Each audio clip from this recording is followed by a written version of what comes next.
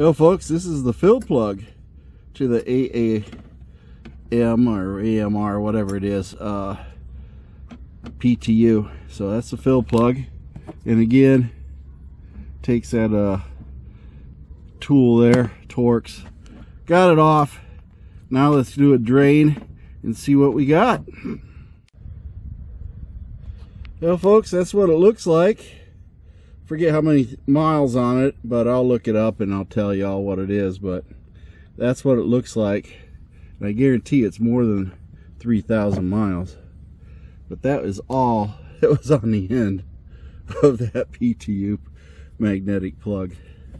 That's amazing, isn't it? It's the blue stuff. That's right, Smurf blood.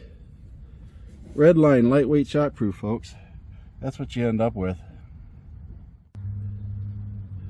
Oh my gosh, look at the carnage.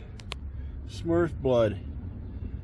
Killed a Smurf, and I dumped its blood inside my oil container.